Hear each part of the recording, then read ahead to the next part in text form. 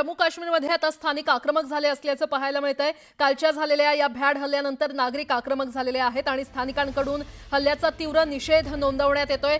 बरेच नागरिक हे रस्त्यावर उतरलेले आहेत। पाकिस्तान विरोधात जोरदार घोषणाबाजी करण्यात येते। जम्मू काश्मीरमध्ये आता स्थानिक नागरिक आक्रमक झालेले आहेत। काल ज्या प्रकारे नरसंहार झाला, भ्याड हल्ला झाला, त्यानंतर नागरिक आक्रमक झालेले पाहायला मिळतंय। मोठ्या प्रमाणात नागरिक हे रस्त्यावर उतरलेले आहेत। जय श्रीरामच्या घोषणा करण्यात येत आहेत। पाकिस्तान विरोधात देखील घोषणाबाजी इथे करण्यात येते। स्थानिकांकडून हल्ल्याचा तीव्र निषेध सध्या नोंदवण्यात येतोय। स्थानिक सध्या रस्त्यावर उतरलेले आहेत।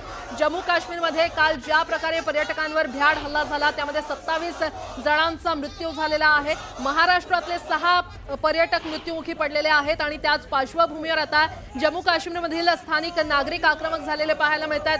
जोरदार घोषणाबाजी रस्त्यांवर उतरून नागरिक करताना पाहायला मिळत आहे।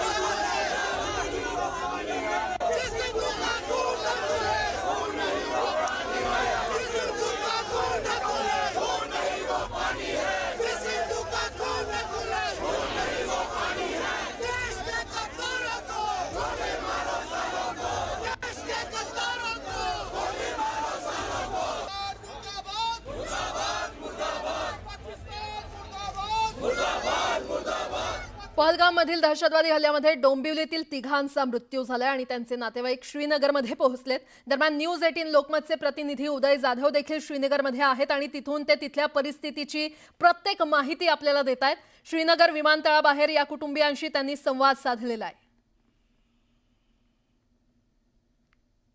आता श्रीनगर एअरपोर्टच्या बाहेर आहे आणि मुंबईहून जे कुटुंबीय आहेत ते नातेवाईक सर्व इथे दाखल होतात। आता सर्वजण चिंतेमध्ये आहेत आणि डोंबिवलीमध्ये जे अतुल मोने, संजय लेले, हेमंत जोशी यांचे नातेवाईक जे आहेत ते आता श्रीनगर एअरपोर्टला दाखल झालेले आहेत। पुढे ते कसं कुठे जाणार आपण ते त्यांना विचारूया। नेमकं खूप चिंतेमध्ये आहेत सर्वजण, पण त्यांना काहीसा एकंदरीत इथे मदत कार्य जे आहे ते देखील इथे मिळताना पाहायला मिळते।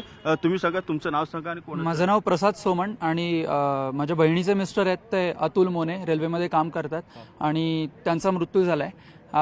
आता बोलण्याच्या मनस्थितीत नाही होत आम्ही खरं तर, पण डॉक्टर श्रीकांत शिंदे यांची टीमने आम्हाला खूप सहाय्य केलं आणि आम्ही आत्ता इथे श्रीनगरच्या एअरपोर्टवर आहोत आणि आत्ता पुढच्या काही ज्या फॉर्मॅलिटीज करण्यासाठी आम्ही तिथे जाणार आहोत आणि मग ज्या काही पुढच्या फॉर्मॅलिटीज असतील, सगळ्यात पहिले हा जो काही भ्याड हल्ला केलेला आहे त्याचा आम्ही तीव्र निषेध करतो।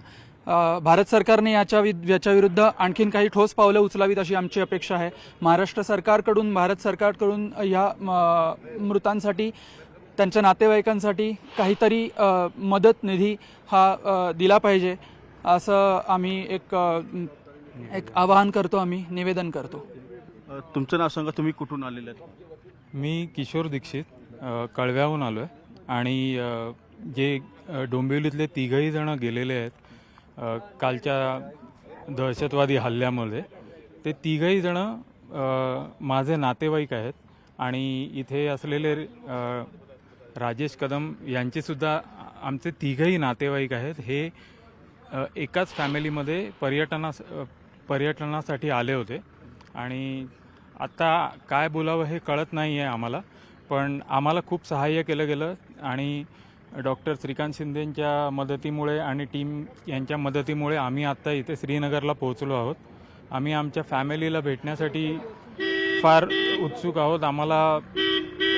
आम्हाला त्यांना आधार देण्याची खूप जास्त गरज आहे आणि आमची रिक्वेस्ट आहे की गव्हर्नमेंटने या संदर्भात ठोस पावलं उचलावीत।